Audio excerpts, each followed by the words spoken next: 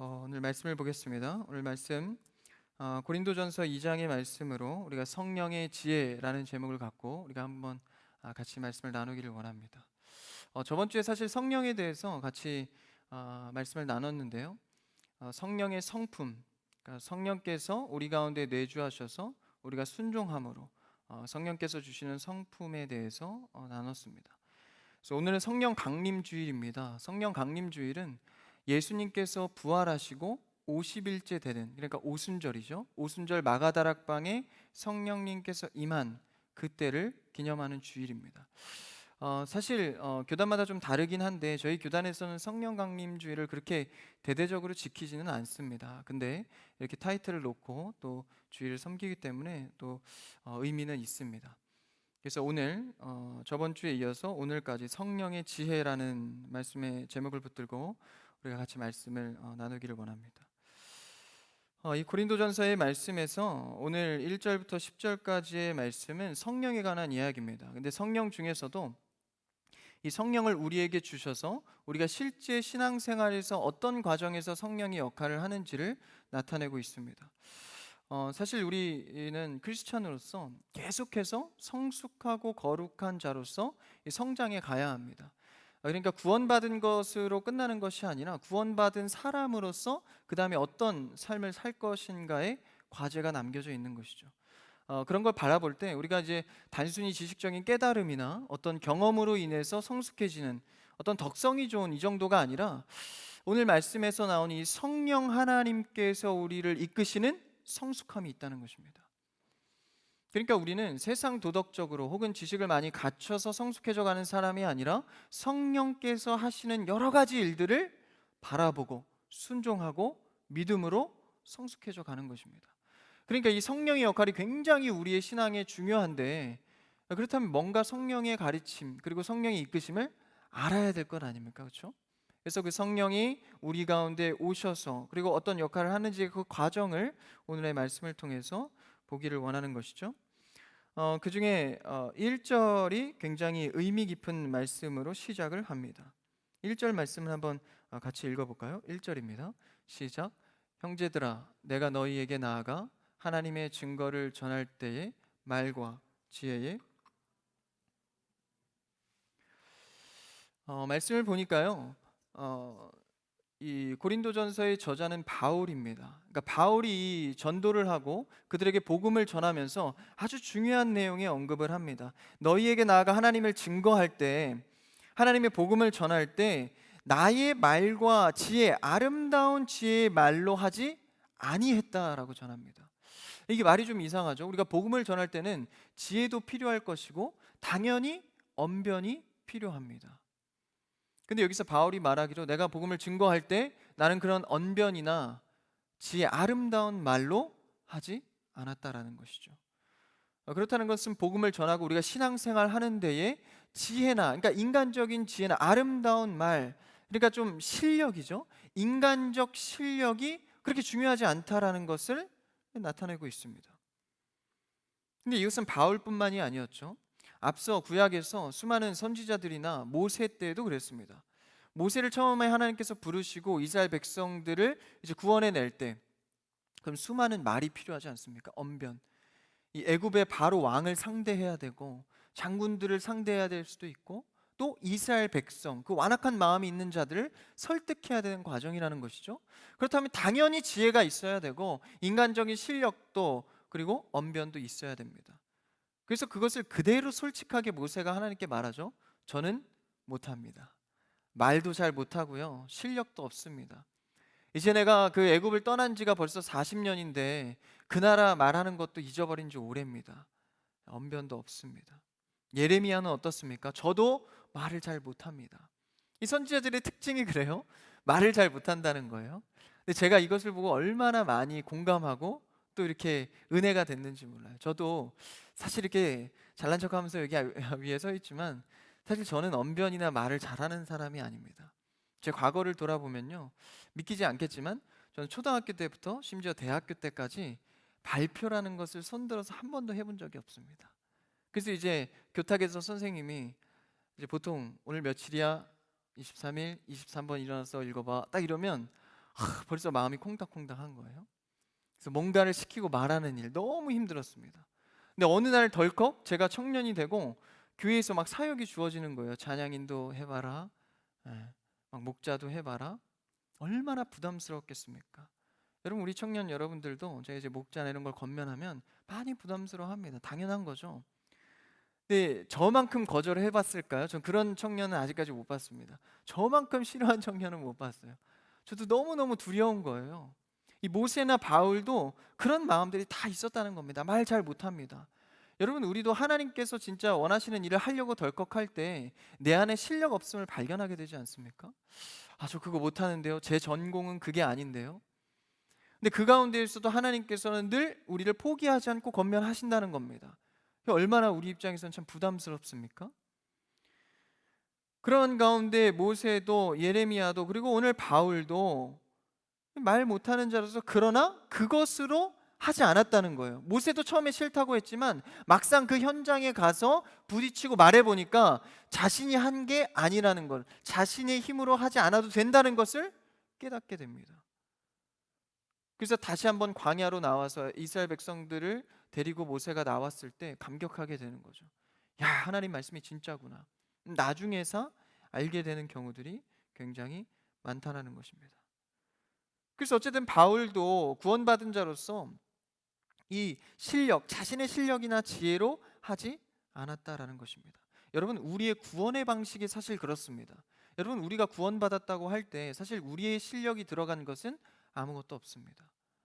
하나님의 실력과 하나님의 방법으로 예수 그리스도의 십자가의 방법으로 우리를 구원하신 것이죠. 그 십자가의 신비의 방법으로. 그때 우리의 공로가 있었습니까? 우리의 참여가 있었습니까? 우리의 참여는 없었습니다. 우리는 그저 그것을 보고 아멘으로 동의했을 뿐입니다.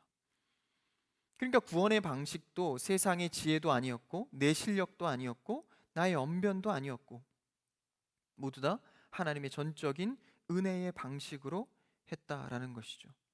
그래서 여기서 복음 전하는 바울도요, 자신의 어떤 논리적인 수사력으로 하지 않았다고 말하고 있습니다. 여러분, 주변의 가정이나 친척 혹은 동료나 주변에 믿지 않는 사람들이 많이 있지 않습니까? 여러분, 그들을 향하여서 여러분의 실력으로 복음 전하지 않기를 축복합니다. 여러분, 여러분의 실력으로 복음 전하려면 굉장히 어렵습니다. 막 언변도 좋아야 되고요, 또 자신도 얼마나 이렇게 좀 멋져야 됩니까? 신앙적으로 좀 도덕적으로 탁월해야, 야, 쟤는 크리스찬이 맞는 것 같아. 여러분, 그러면 얼마나 피곤합니까? 한마디 말, 행동이 그들에게 참 복음의 영향이 된다면 얼마나 내 실력이 많이 갖춰져야 하냐는 거예요. 근데 여러분, 오늘 말씀 1절을 볼 때는 내 실력과 지혜, 아름다운 것으로 하는 게 아니다라는 겁니다. 내가 좀 실력이 모자라고 죄도 짓고 심지어는 화도 내는 사람이어도 언변도 없어도 성령 하나님을 의지해서 성령의 말하게 하심을 따라갈 때 내 주변이 변화되고 할 수 있다, 담대하게 나아갈 수 있는 것이죠. 여러분의 언변과 실력이 없어도 성령 붙들고 복음 전할 수 있는 여러분 되기를 축복합니다. 그러니까 여러분 주변에 가정에요, 믿지 않는 가족들이 있다면 오늘 2부 때 목사님께서 설교하신 것처럼 정말 간절하게 가정을 위해서 기도하고 또 전도해야 됩니다.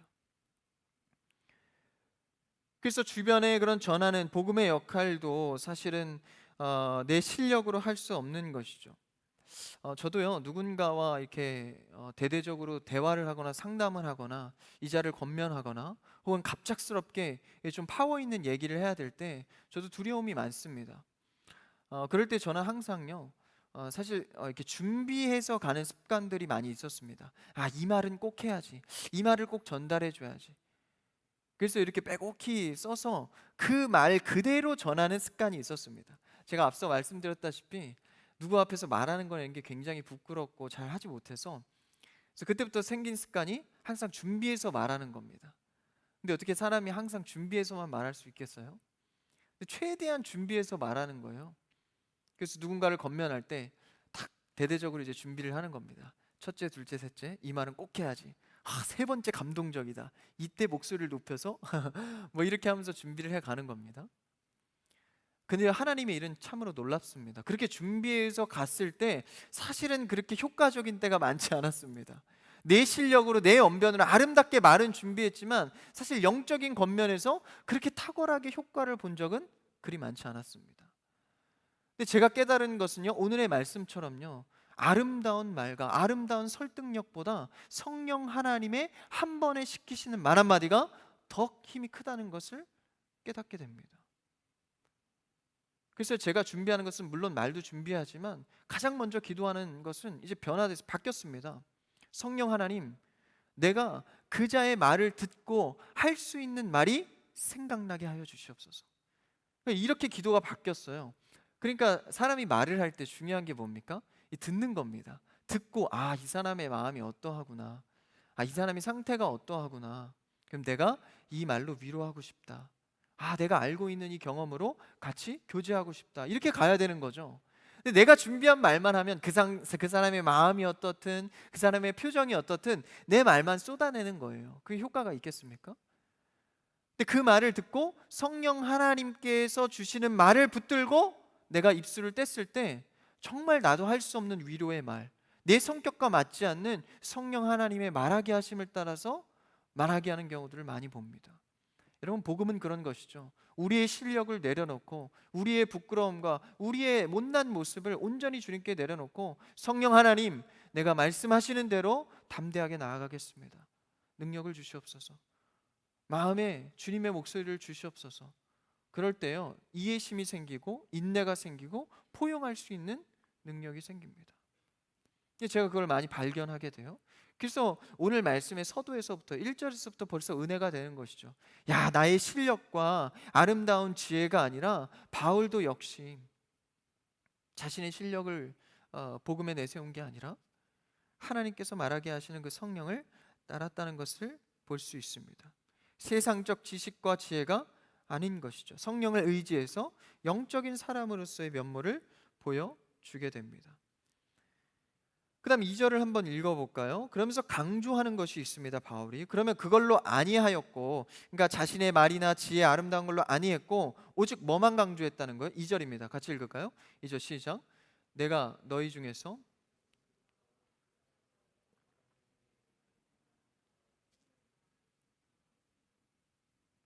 내가 그렇게 성령을 의지하면서 나의 실력을 내려놓다 보니까 뭐만 강조됐다라는 겁니까? 예수 그리스도와 그 예수 그리스도가 십자가에 못 박히신 것, 그러니까 하나님의 실력이죠. 그러니까 십자가에 못 박히시게 한 것은 하나님의 방법입니다. 그러니까 예수 그리스도와 하나님의 신비한 방법 외에는 아무것도 내가 알지 못하였다. 그렇게 작정했다는 거예요. 그랬다는 것은 나의 실력과 나의 지혜를 내려놓으니까 계속 남는 것은, 세워지는 것은 예수 그리스도와 그 십자가의 능력, 방법이었다는 것입니다. 여러분, 나의 것을 자꾸 내려놓고 나의 지혜와 나의 실력을 자꾸 겸손하게 내려놓으면 저절로 예수님의 십자가가 세워지기 시작합니다. 그게 하나님의 방법 아닙니까? 예수 그리스도도 자신을 자꾸 낮추는 거예요, 겸손히. 그래서 하나님의 음성을 듣고 그것을 순종의 길로 가시게 됩니다. 그러니까 먼저 기도로서 예수님은 자신을 비워낸 것을 먼저 한 것이죠. 우리도 무언가 할 때 먼저 자신을 내려놓고 생각하는 게 굉장히 중요합니다. 그래서 오직 예수 그리스도로 내가 복음을 전한다, 그것만 의지해서 간다, 이렇게 설명하고 있죠. 그렇다면 이렇게 바울이 이토록 성령을 의지해서 예수 그리스도에 집중해서 복음을 전하는데, 그럼 이 성령이 오시게 된, 그러니까 성령이 나에게 말씀하시게 된 그 과정, 앞선 과정은 뭐가 필요한 겁니까? 그렇죠? 여기는 어떻게 보면 약간 결과적인 모습들이 있죠. 그럼 우리가 앞서 이 성령이 우리에게 오실 때의 그 과정을 먼저 알아야 합니다. 그것은 일찍이 구약 때부터의 모습을 우리가 알 수 있죠. 처음 이스라엘 백성들이 형성될 때입니다. 우리가 지금 큐티를 출애굽기를 나가고 있는데, 구약 출애굽기 과정에 처음에 이스라엘 백성들이 하나님의 자녀로 세워질 때 가장 먼저 받은 것이 무엇입니까? 바로 율법입니다. 하나님의 말씀을 받았죠. 하나님의 말씀을 하나님께서 지키라고 주셨습니다. 여러분, 우리에게 말씀을 지키라고 주십니다. 할렐루야. 근데 그걸 지켜보니까 우리의 삶이, 우리의 형태가 들통이 나는 겁니다. 뭐가 들통이 나죠? 이 말씀 율법을 주셔서 잘 지켜야 되는데 지킬 수가 없구나. 내 안에 실력이 없구나. 내 안에 실력이 들통이 나는 겁니다. 그러니까 바울은요 1절에서 내 말과 지혜 아름다운 것으로 내가 아니했다. 그러니까 앞선 뭐가 있는 거예요? 조건이? 해보니까 들통났다는 거예요. 그러니까 자신의 말과 지혜로 해보니까, 아름다운 걸로 해보니까 들통난다는 겁니다. 내 실력으로 그렇게 안 되더라. 효과가 없더라. 실력이 들통난 겁니다. 예수 그리스도의, 그리고 하나님의 율법으로 말미암아 자신이 들통나는 게 먼저입니다. 그러니까 하나님 앞에 우리의 죄를 내어놓고 완벽하게 들통이 나고 완벽하게 내어놓을 수 있을 때 성령의 소리를 들을 수 있다는 것입니다. 그냥 성령 주세요, 성령 주세요 이렇게 해서 주시는 게 아니라, 성령 충만 충만 이렇게 외친다고 주는 것이 아니라 내 안에 먼저 나를 발견해야 됩니다. 내가 어디까지 악할 수 있는가, 뭐 그런 거 있죠. 나 진짜 죄송합니다, 난 쓰레기야 뭐 이런 모습을 발견할 때가 있지 않습니까? 연인도 그렇다 그래요. 진짜 처음에는 좋다가 1년 2년 지나니까 좀 뭐라 그럴까요? 과도기? 뭐라 그러죠? 슬럼프? 연애를 잘 안 해봐서 뭐죠? 갑자기 그 단어가 생각이 안 나네. 뭐요? 권태기 맞습니다. 권태기. 권태기가 오면 어떻게 됩니까? 막 이게 싸우고 밑에 바닥까지 드러나지 않습니까? 그러면서 자신도 놀라는 거예요. 내가 이렇게까지 화를 낼 수 있는 사람인가? 뭐 부부관계도 그렇지 않습니까? 그러니까 그런 모습을 보면서 하나님 앞에 매달 내 자신을 봐야 한다는 거예요. 그 역할을 누가 했다는 거예요? 구약 때 율법이 했다는 겁니다. 하나님께서 이걸 지키고 하지마, 해라, 하지마, 이런 600가지가 넘는 조항들로 나를 비춰보니까 나는 진짜 쓰레기구나. 하나조차도 지키지 못하는 완벽한 죄인이구나. 이것을 깨닫게 되는 겁니다. 그렇게 되다 보니까 내 자신이 너무나도 처참한 죄인인 것을 먼저 깨닫게 되는 겁니다. 그래서 하나님께서 나를 항복하게 하시고 누군가를 의지하지 않으면 이 죄인의 길을 벗어날 수 없음을 깨닫게 되는 것이죠. 그다음에 율법 다음에 또 뭘 주셨죠? 율법을 주시고 그 중간중간에 계속해서 하나님께서는요 이스라엘 백성들에게 기적을 주셨습니다. 만나도 내려주시고 불기둥과 구름기둥으로 그들을 날마다 살아가게 하셨습니다. 그러니까 그들 앞에서 뭘 주셨어요? 두 가지입니다. 율법과 바로 기적을 주셨습니다. 그 역할은 무엇입니까? 그 기적과 율법의 역할은 자신을 보게 하는 것이죠. 특히 기적이 그렇습니다. 이제 이스라엘 백성들이 광야에 나와서 불만을 터뜨리기 시작합니다. 이 물도 없고 먹을 것도 없다. 차라리 애굽 땅이 낫겠다. 그래서 막 모세에게 손가락질하면서 대듭니다. 막 역정을 내요.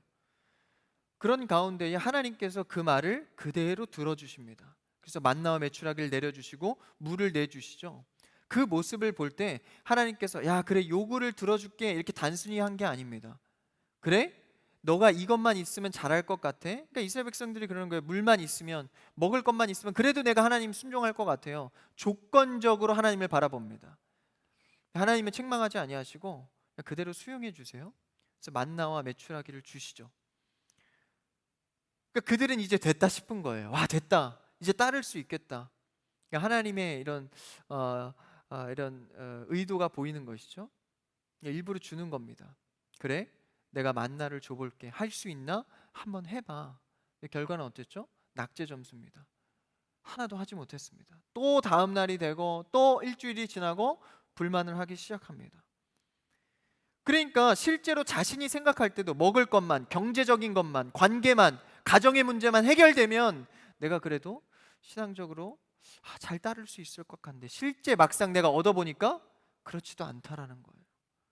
율법과 기적을 통해서 나의 삶이 어디로 가야 하고 뭐가 우선이고 이것을 깨닫게 한다라는 것입니다. 그래서 정확히 일깨워 주기 위해서 자신을 말이죠, 기적과 율법을 주십니다. 그래서 결론적으로는 신명기에서 어떤 말씀이 있습니까? 사람이 떡으로만 살 것이 아니요 여호와의 입에서 나오는 하나님의 말씀으로 사는 것이라. 할렐루야. 이것을 결국은 종국에는 깨닫게 하는 것입니다. 내가 물을 주니까 되더냐? 떡을 주니까 되더냐? 의복을 해이지 않게 하니까 되더냐? 그래도 안 돼. 하나님께서 말씀하시는 겁니다. 안 되지. 사람이 떡으로만 사는 게 아니야. 우선순위는 떡이 아니야. 네 손에 경제적인 것이 갖춰진다 해도 그게 우선순위가 아니야. 결국은 하나님의 말씀으로 사는 자가 복되다. 그것이 진짜 인간됨이다. 이것을 말씀하고 계신 것이죠. 그래서 구약에서 율법과 기적으로 확인시키십니다. 그럼에도 사람이 완악해서 하나님 앞에 항복하던가요? 굴복하던가요? 순종하는 듯 하지만 또 돌아오게 됩니다. 여전히 타락한 모습을 철저하게 자신을 보게 합니다. 여러분, 우리가 말씀 듣고 예배 드리면서요, 철저히 자신을 볼 수 있어야 됩니다. 할렐루야. 그러니까 말씀 들으면서 자꾸 타인을 생각하는 경우도 있어요. 아, 저 말씀 제가 들어야 되는데, 야, 그때 그 말씀 우리 아빠가 들어야 되는데, 너부터 좀 들어야 되는데, 사실은. 그렇죠? 자신에게 비추는 게 1순위입니다. 그렇죠? 나에게 비춰지는 말씀, 여러분 들려주기를 축복합니다. 그래서 그렇게 율법과 기적을 통해서 알아가지만 그럼에도 또 넘어지는 거예요. 참 인간이 얼마나 완악하고 어디까지가 끝인지 알 수 없는 죄인입니다. 제가 몇 주 전에요, 이렇게 손을 좀 다친 적이 있습니다. 이렇게 아무래도 집에서 이렇게 공부를 많이 하다 보니까 제가 좀 습관이 이렇게 펜 같은 거를 꽉 쥐는 습관이 있어요. 그래서 좀 수시간 동안 이렇게 하다 보니까 이제 좀 여기가 좀 염증이 생긴 것 같더라고요. 그래서 이제 병원도 다니고 했는데 2, 3주째 너무 안 낫는 거예요. 빨리 공부도 하고 손도 써야 되는데 그러니까 얼마나 힘듭니까? 괴롭더라고요. 그래서 여러분 다치지 않고 공부할 수 있길 바랍니다.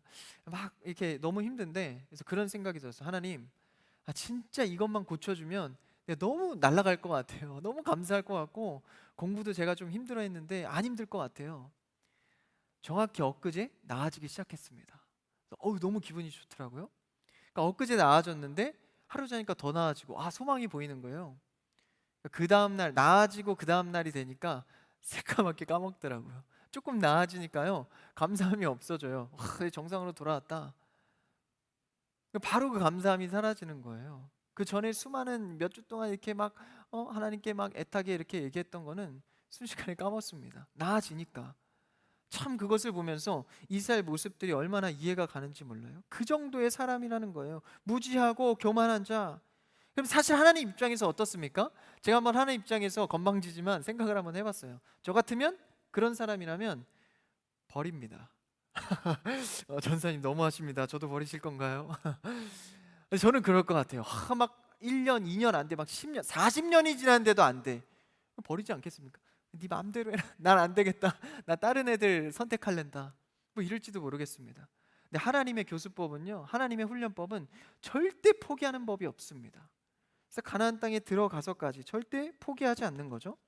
그게 참 하나님의 멋진 부분입니다. 심지어는 육의 가족도, 육의 부모도 자녀를 버리는 그런 황당한 일도 빚어지지 않습니까? 하나님은 절대 버리는 법이 없다는 거예요. 끝까지 선택한 자는, 이게 우리에게 위로가 되는 것이죠. 그래서 어떻게 하십니까? 그래 해도 안 되니까 언약을, 처음에 준 율법을, 여러분 잘 들으십시오. 고개를 드시고, 처음에 율법을 줬는데 안 되는 거예요. 언약을 자꾸 파기하는 겁니다. 어디 쪽에서요? 인간 쪽에서, 우리 쪽에서 자꾸 파기하고 어기고 실증 내고 불만을 갖는 겁니다. 그러니까 하나님께서 어떻게 해버려요? 언약을 새롭게 갱신하십니다. 여러분, 이게 우리에게 얼마나 큰 위로와 하나님의 방법인지 모릅니다. 그러니까 하나님의 말씀의 언약을요 뒤집어서 새 언약을 세우시는 겁니다. 엄청난 사건이죠. 그 새 언약의 현장을 한번 볼까요? 예레미야 말씀입니다.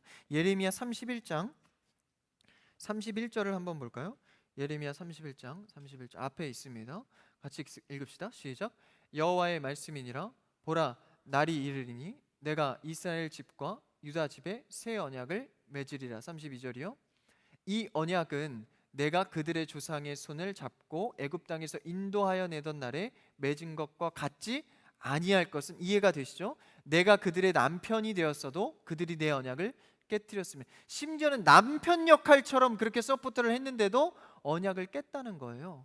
그 다음 33절 새 언약이 어떻습니까? 같이요. 시작.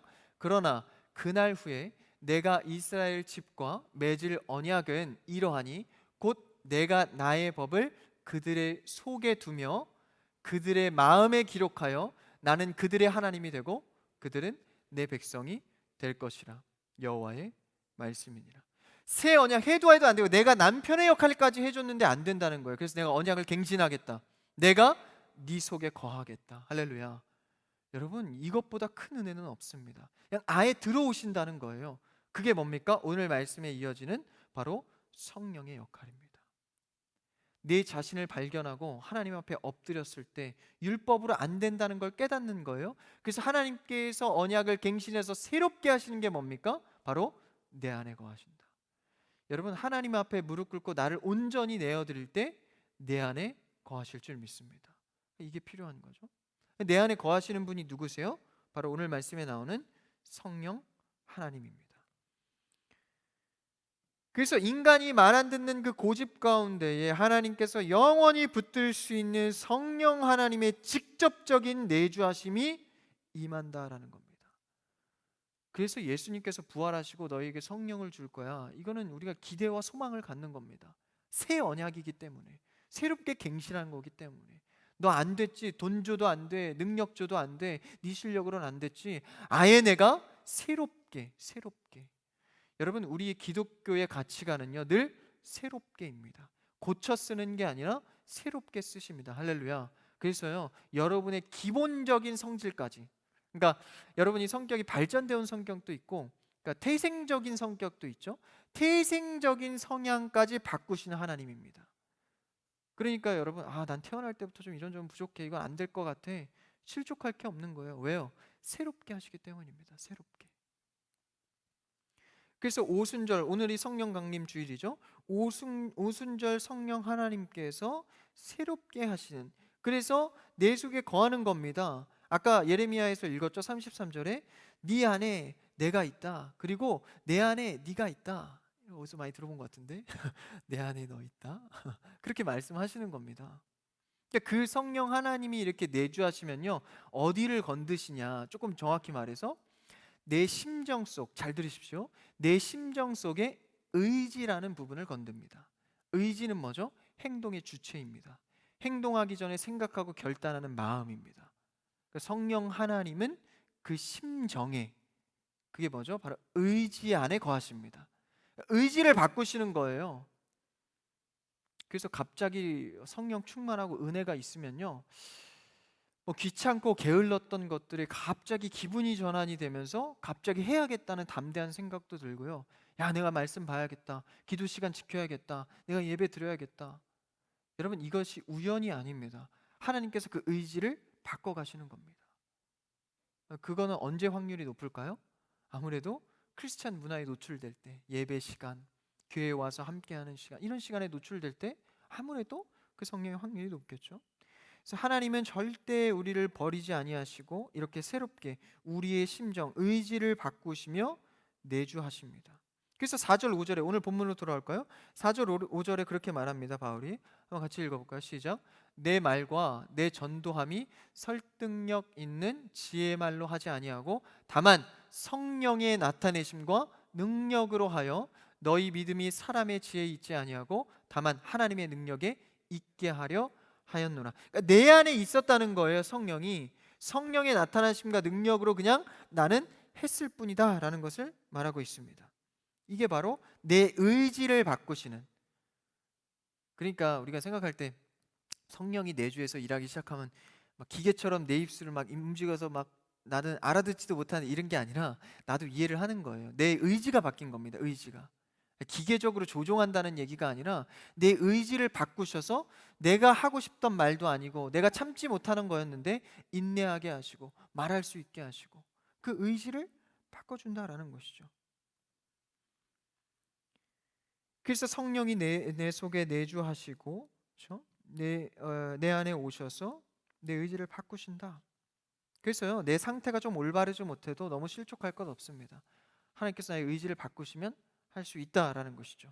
여러분, 담대한 마음을 가지시고 성령을 구할 때 여러분의 의지가 하나님께 맞춰지는 능력과 축복이 있기를 축복합니다. 그래서 인류 역사 속에 사실 하나님께서 역사하지 않은, 성령님께서 역사하지 않은 곳은 없는 것이죠.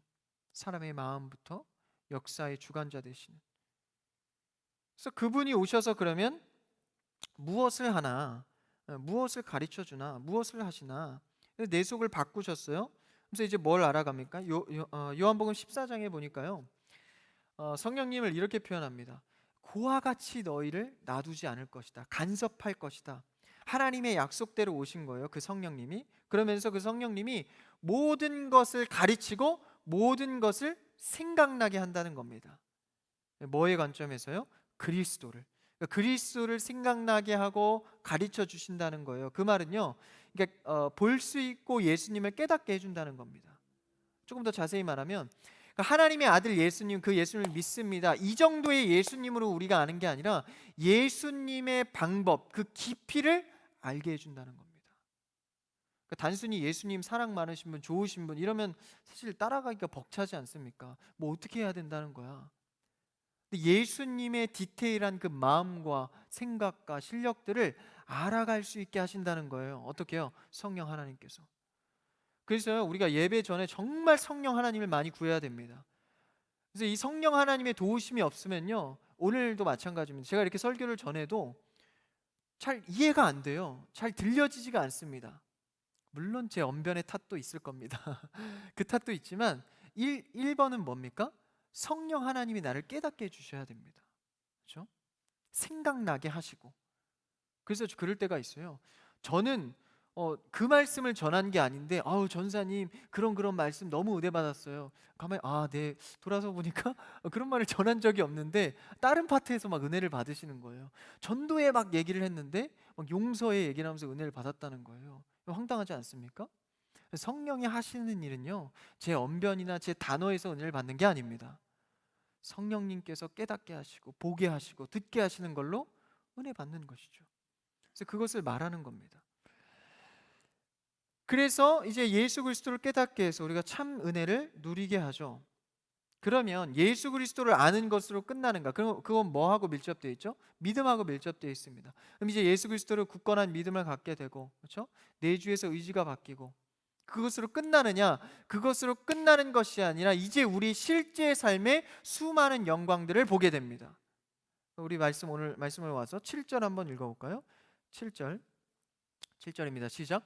오직 은밀한 가운데 있는 하나님의 지혜를 말하는 것으로서 곧 감추어졌던 것인데 하나님이 우리의 영광을 위하여 만세전에 미리 정하신 것이라. 그러니까 성령 하나님께서 우리에게 지혜를 주실 때는 우리에게 우리의 영광을 위하여, 영광이 드러난다는 거예요. 이건 누구에게로부터 온 겁니까? 하나님께로부터 만세전부터 왔다라는 겁니다. 일찍이부터 계획되었다라는 거예요. 그럼 이 영광은 무엇인가? 예수 그리스도를 우리가 보고 깨달음으로 말미암아 오게 되는 영광입니다. 그게 뭐죠? 예수님께서는요, 그 사역을 이루시고 부활하신 다음에 하늘나라에서 뭐죠? 하나님 보좌에서 우리를 중보하십니다. 그러니까 하늘의 주권자가 다시 회복되신 거예요. 왕권, 예수 그리스도의 왕권, 그렇죠? 그 기업이 우리에게 그대로 임한다는 겁니다. 아버지가 아들에게 유산을 상속하는 게 자연스럽듯 예수 그리스도의 왕권이 회복되었을 때 우리에게 그대로 그 기업이 물려진다는 겁니다. 그럼 우리가 살아가면서요, 수많은 영적인 기업들이 우리 안에 축복을 이루어지는 거예요. 그렇죠? 무궁무진합니다. 그래서 그리스도께서 하나님 곁에서 계속 우리를 변호하시고 우리 마음속에 성령이 내주하시고, 여러분 그러면 그 하나님의 나라의 기업이 얼마나 그 영광이 충만하겠습니까? 그러니까 구세주를 넘어서 이분이 통치하는 나라의 비밀을 알게 해가는 것이죠. 세상 속에서 그 비밀을 알아간다면 여러분 어느 곳에 어느 집단에 가든지 지혜롭고 탁월한 자가 될 수 있습니다. 영의 사람으로서 지혜로운 자가 세상에서도 인정받는 것이죠. 생각하지 못한 탁월한 아이디어를 내고요, 남들이 가지 못한 길을 개척할 수 있고요, 그게 하늘의 기업을 받은 자들의 실력입니다. 하늘의 영광의 깊이, 그 넓이는 우리가 상상할 수 없는 것이죠. 그래서 그 축복들은 사실 개인마다 다 무궁무진합니다. 그 성령 하나님의 영광은 말이죠. 그래서 물질의 축복이 될 수도 있고 뭐 여러 가지입니다. 근데 여러분 그 한 가지의 축복에만 집착하면 안 되는 거예요. 그렇죠? 물질의 축복에만 집착해서 그게 전부이냐? 그게 아니죠. 우리 하늘의 기업을 받은 자로서 그래서 그냥 부수적으로 올 수도 있고 안 올 수도 있는 겁니다. 그 신경 쓰라는 게 아니에요. 그러니까 우리는 한 가지, 성령으로 인해서 우리에게 오시는 수많은 영광을 한 가지로만 바라보면 안 된다라는 것입니다. 그러니까 우리가 뭐 신앙생활 하다가 하나 은혜 받았다고 그것으로 쭉 가는 게 아니에요. 그렇죠? 여러 가지의 은혜들이 많이 있습니다. 누려가는 것이죠. 그래서 우리는 이제 예수 그리스도를 깨닫고 알아가는 자로서 이제 하늘 기업의 하늘의 비밀들을 깨달아가는 거예요. 그러니까 세상 사람들이 생각해내지 못하는 것을 생각해내는 사람들이 되는 겁니다. 탁월한 자죠. 그러니까 여러분, 우리가 정말 우리 나이대에 맞지 않게 또래와 얘기해 보면은 사실 대화의 수준이 다릅니다. 왜요? 영적 사람들이기 때문에 그렇습니다.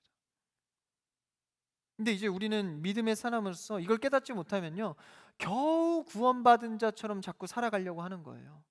겨우 구원받아서 그거 전전긍긍 하나 살아가는 자처럼 가는 겁니다. 여러분, 그러면 안 된다라는 것이죠.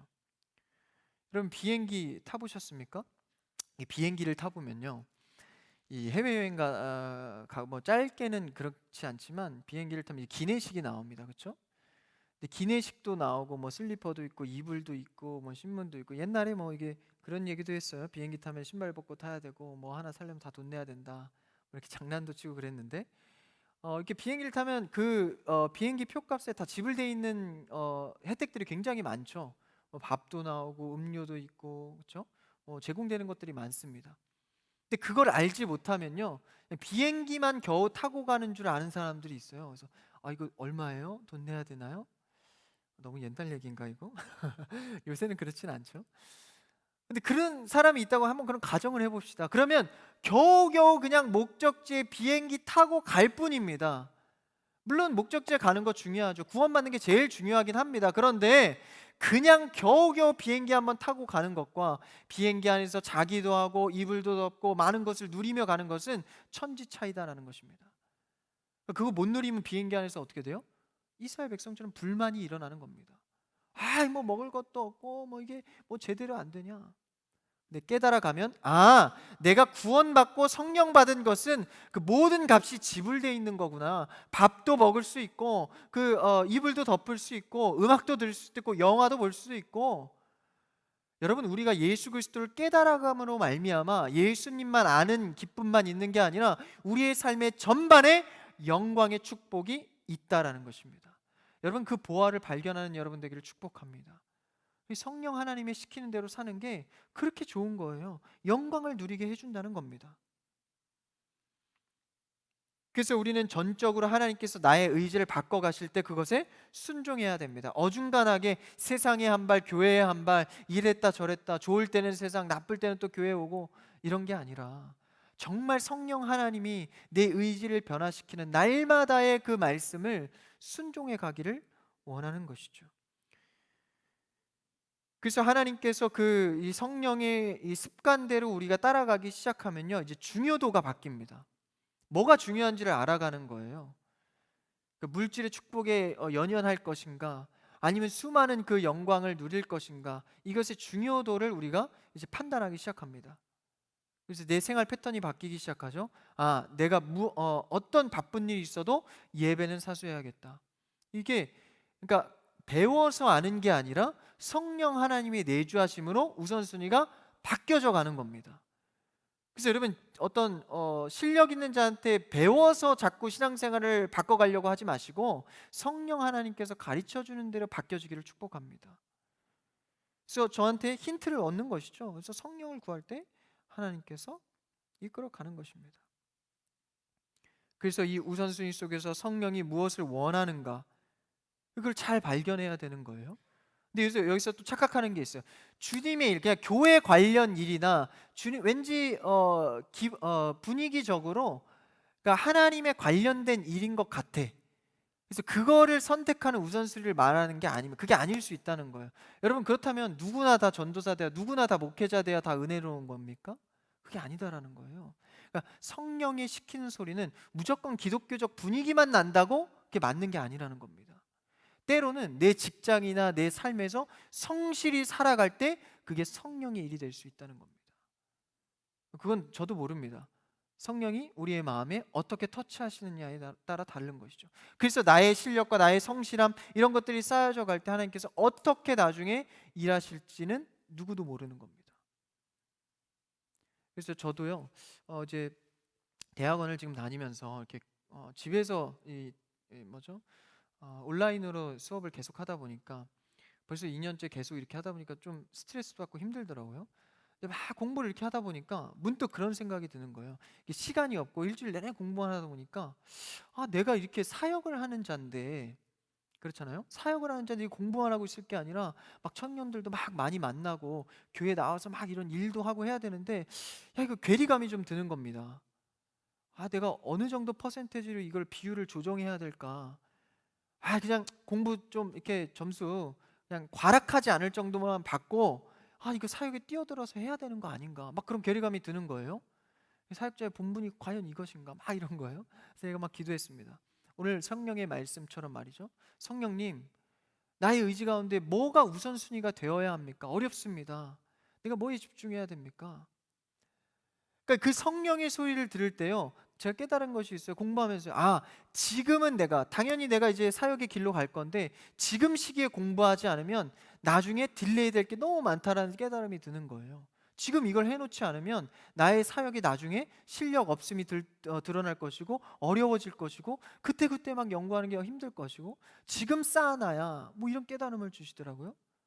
그래서 할 때는 제대로 해야 되고, 물론 그 가운데 이제 사역도 잘 해야 되지만 나의 본분에 맞춰서 잘 배워서 잘 가르칠 수 있도록, 잘 목양할 수 있도록 그런 깨달음을 주시더라고요.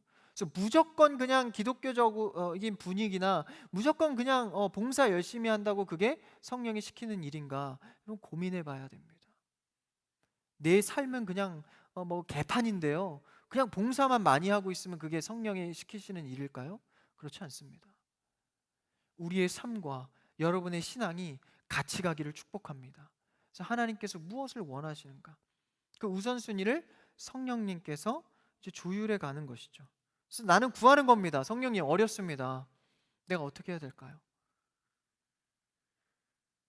그래서 하나님께서는 우리에게 늘 좋은 것을 주시기를 원하십니다. 그런 괴리감 속에 자꾸 내 고집을 부리고 손에 안 나지는 게 있을 수 있어요. 내 돈 벌어야 되는데, 지금 이거 봉사하고 예배드리고 이 시간에 내가 더 실력을 쌓아야 되는데, 그런 생각 들 수도 있습니다. 근데요, 하나님께서 우리를 대하시는 방법은요, 왜 어린아이들이 그렇지 않습니까? 어린아이들에게 이제 뭐 줘야 될 물건이 있고 주지 말아야 될 물건이 있지 않습니까? 그래서 저도 조카가 있는데 이상하게 그 아이는 차키를 좋아해요. 자기가 뭐 쓸 일도 없는데 차키를 굉장히 좋아합니다. 그래서 제 차키를 막 이렇게 가져가요. 이제 이게 제 차키 제가 써야 되니까 이제 또 망가지면 안 되니까 달라고 합니다. 죽어도 안 줘요. 근데 그 뺏을 수 있는 방법이 뭐죠? 볼까요? 차키보다 그 아이가 더 관심 갖고 더 좋아하는 것을 주면 스르르 놓습니다. 그렇죠? 더 좋은 것을 주면요, 내가 갖고 있는 것의 가치를 놓게 됩니다. 하나님께서는요, 우리에게 날마다 더 좋은 것을 주기를 원하십니다. 근데 내가 생각하기에 이게 좋다고 생각하니까 자꾸 안 놓는 거예요. 자꾸 딜레이가 되는 것이죠. 여러분, 성령 하나님을 온전히 믿어보시고 내가 좋아하는 것 한 번쯤은 내려놔 보고 하나님께서 원하는 것을 올인으로 택해보는 경험도 있어야 합니다. 그래서 어중간하게 신앙생활을 할 바에는요, 진짜 그냥 하나님 앞에 담대하게 나아가 보는 겁니다. 사실 이 시대에 정말 그런 정신이 중요하지 않습니까? 코로나 시대 때 얼마나 헷갈리는 것들이 많습니까? 여러분, 우리는 성령을 통해서 하나님의 깊은 것까지 알아가는 여러분 되기를 축복합니다. 10절만 읽고 마칠까요? 성령께서 이렇게 인도하신다는 거예요. 10절이요. 시작. 오직 하나님이 성령으로 이것을 우리에게 보이셨으니 성령은 모든 것 곧 하나님의 깊은 것까지 통달하시느니라. 그러니까 성령이 내 안에 내주하시면요, 모든 것 곧 하나님의 깊은 것까지 통달한다. 여러분, 이게 얼마나 큰 은혜인 줄 아십니까? 하나님의 영광을 목도하게 보게 된다라는 겁니다. 여러분, 우리 안에 성령을 초대하시고 영원토록 내주하시는 그 성령을 발견하시고 순종하심으로 말미암아 날마다의 삶 속에서 정말 신앙이 의심되고 흔들리는 것이 아니라 굳건하고 담대하게 나아갈 수 있는 성령의 지혜가 충만한 여러분의 삶과 한 주간의 승리의 삶이 되기를 주님의 이름으로 축복합니다. 기도하겠습니다.